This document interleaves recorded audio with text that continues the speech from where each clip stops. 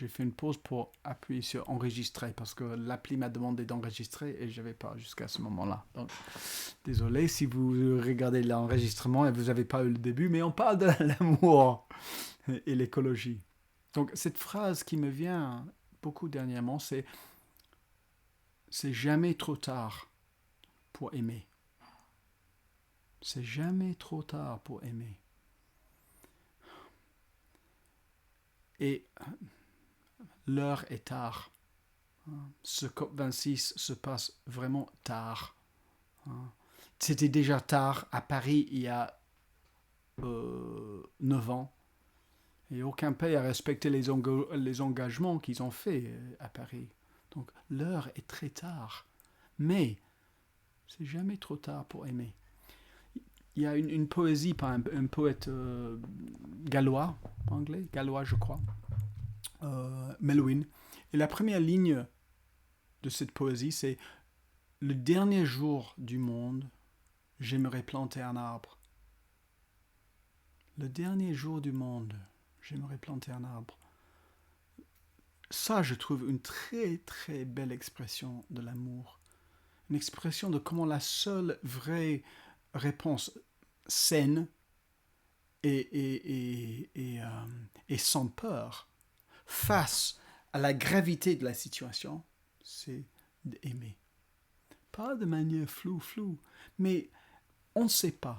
On ne sait pas si on va pouvoir, si on a le temps, si on a la vraie volonté, si on aura la clarté de faire le nécessaire pour protéger notre relation vivante ainsi que les autres. Mais, et ça, je ne ferai pas des prédictions là-dessus aujourd'hui, mais moi je sais que c'est jamais trop tard pour aimer. Et ça, c'est un message que j'aimerais bien donner à ceux qui se réunissent au COP26. Bon, mais c'est aussi un message que j'aimerais bien vous donner à vous, là, maintenant. Peut-être vous vous impliquez dans des actions. Samedi prochain, le 6 novembre, il y aura des manifestations coordonnées dans le monde entier, dans beaucoup de villes. Je crois que c'est très important, justement, de montrer la volonté du peuple. Dans beaucoup de sondages, on voit toujours que la grande majorité des gens veulent qu'on fasse quelque chose de radical pour protéger l'environnement, etc. Mais c'est perdu dans des questions d'économie ou d'immigration ou d'autres trucs phares dans la politique qui finalement sont secondaires ou bien tertiaires à cette matière primaire de la protection, de la beauté et de la fragilité de notre terre-mère, notre chez nous. Donc, si vous manifestez samedi prochain, quelle serait une manière de vous manifester avec amour? Quand vous êtes confronté de vos propres défis par rapport à vos valeurs écologiques et votre volonté de vivre en harmonie avec votre environnement, etc. Et votre besoin de gagner votre vie, de faire vos courses, de faire à manger, de vous transporter, etc. On peut beaucoup se complexer là-dessus, on peut beaucoup se confondre là-dessus, on peut beaucoup se paralyser là-dessus. Mais qu'est-ce que c'est d'aborder ces questions, qui sont parfois justement des questions irréconciliables? Je ne sais pas si vous, moi non, vous, est-ce qu'il y a quelqu'un parmi nous qui peut citer une mode de vie idéale? Je ne crois pas.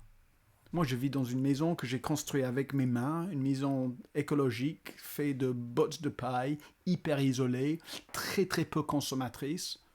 Nice, j'ai des points verts là, mais j'ai pas du tout l'impression que ma vie est durable dans tout le sens du terme.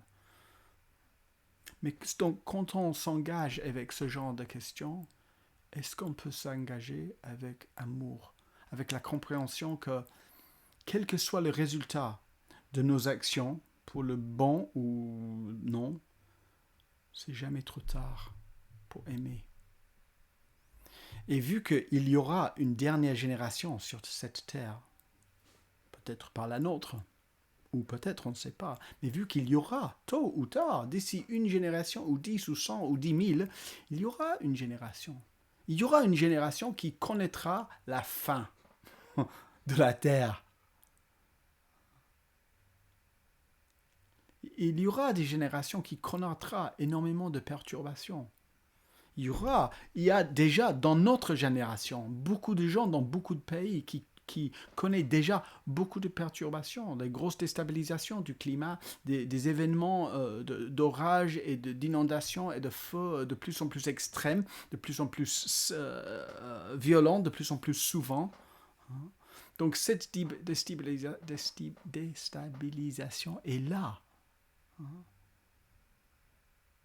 Qu'est-ce que ça veut dire? Confronté à la souffrance de ça et notre tristesse par rapport à ça, qu'est-ce que c'est d'avouer que, de reconnaître que yes, yes, yes, et c'est jamais trop tard pour aimer. C'est aussi dit, c'est jamais trop tard pour prendre soin de quelque chose, c'est jamais trop tard pour planter un arbre. On peut planter 10 arbres, on peut planter 100 000 arbres. C'est jamais trop tard de faire un geste qui exprime notre intimité avec la vie autour de nous, comme la vie dans nous, comme la vie en tant que nous. Donc, si on est là pour ce live, pour une petite méditation ensemble, ce que je vous propose, et il y aura d'ailleurs tous les matins de cette semaine des méditations autour de l'écologie et tout. J'en ferai la première demain matin. Après, il y aura vos autres enseignants préférés de Mind les autres jours de la semaine. Mais là, pour ce soir, je vous propose une petite méditation où on met tout l'accent sur une attention aimante, une attention accueillante, une attention douce, une attention pardonnante, l'attention qui prend soin de ce qui est là. Et ça, on peut impliquer autant à la respiration, prendre soin. C'est écologique, cette respiration. Hein? C'est la marée de la respiration. Inspire, expire. C'est la marée de toutes choses, la marée de naissance et d'expression, et puis de vieillissement et de décès. Ça fait, ce cycle de la respiration exprime le cycle de tout, le cycle des saisons, le cycle de chaque vie, le cycle de tout ce qui apparaît, qui s'exprime et qui disparaît. Donc, la méditation, on peut voir comme l'art d'aimer, l'art de cultiver une attention aimante, une attention qui prend soin. Qu'est-ce qu'on a besoin de ça? Alors, 10 minutes de méditation ensemble, ainsi.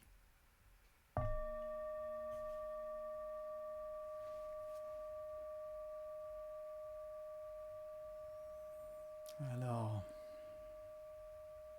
établissez-vous dans une posture à la fois digne et droite,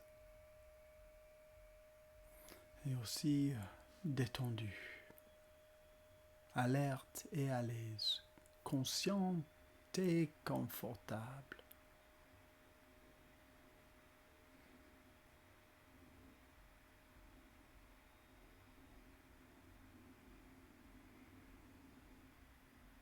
Soyez conscient justement que votre attention est là, parfaitement disponible. Notre attention suit ses habitudes, s'éparpille souvent, mais là, on peut diriger l'attention consciemment. Et donc, où? Ben là, dans ce corps respirant. Et comment? Doucement. Une attention douce. Là, dans l'inspire. Là, dans l'expire.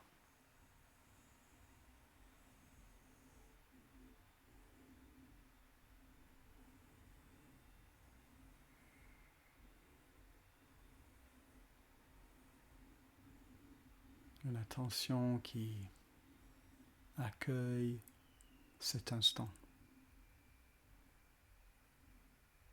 qui accueille cette expérience.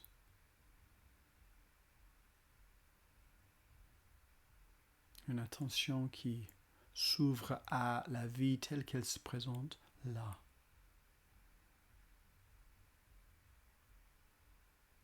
Une attention qui aime.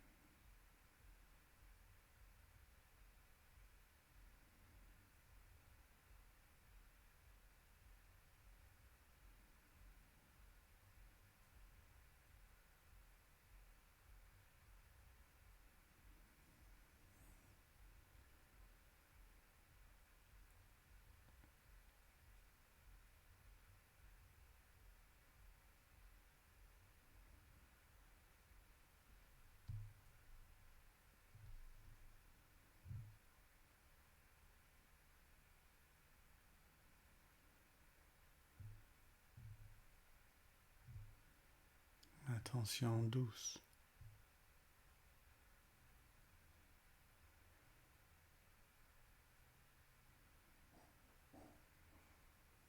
Que votre pratique soit la découverte de comment aimer la respiration, prendre du plaisir dans ce miracle quotidien.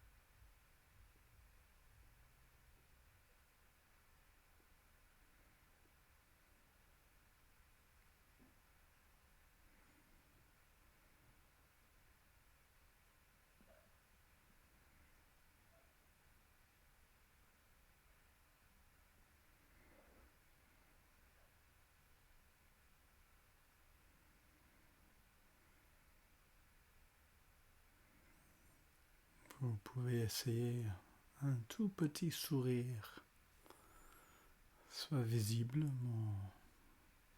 au coin des lèvres, ou même invisible, juste une sorte de sourire intérieur. Un sourire qui aide à aimer, qui aide à prendre soin, qui aide à être intime avec ce qui est vécu là.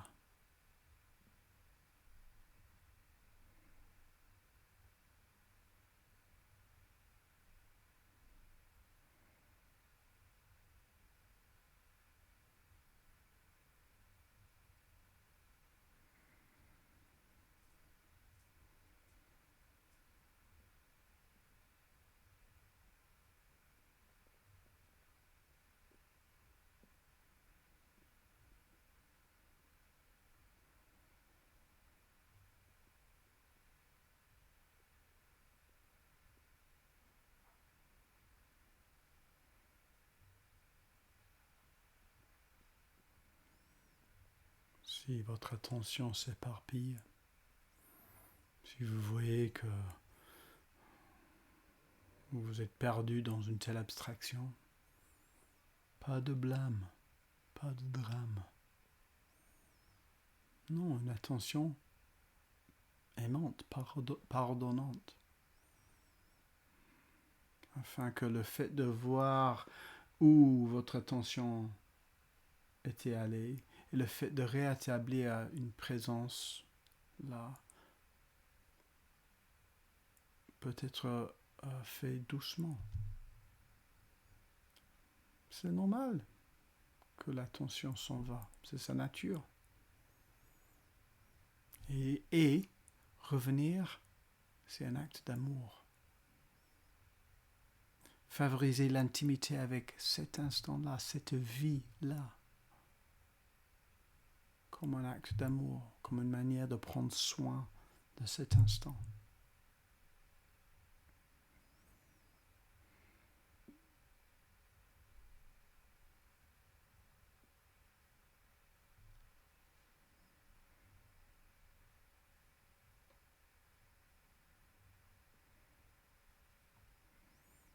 C'est toujours vrai que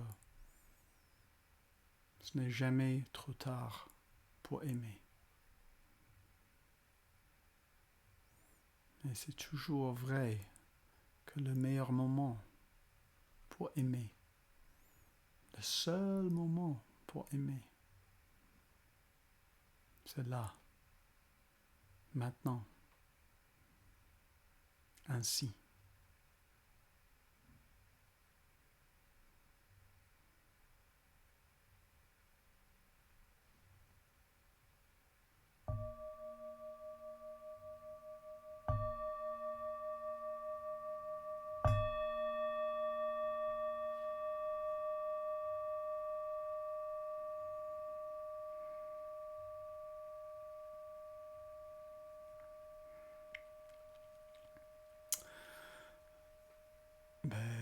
Écoutez les amis, je suis désolé pour les problèmes techniques aujourd'hui. J'espère que c'était pas trop compliqué de venir de l'appli à ce navigateur si vous êtes là en live.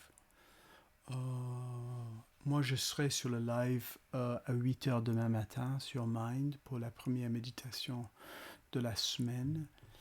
Et aussi si vous voudrez connecter à moi sur Instagram, @MartinAylward. Je mettrai cette semaine sur Instagram des choses autour de ce thème. Il n'est jamais trop tard pour aimer. It's never too late to love. And yeah. Ok. J'apprécie que vous êtes là. J'apprécie que le fait que vous avez cet élan de pratique, cet amour de pratique. Et je vous souhaite un bon dimanche. Ok, merci.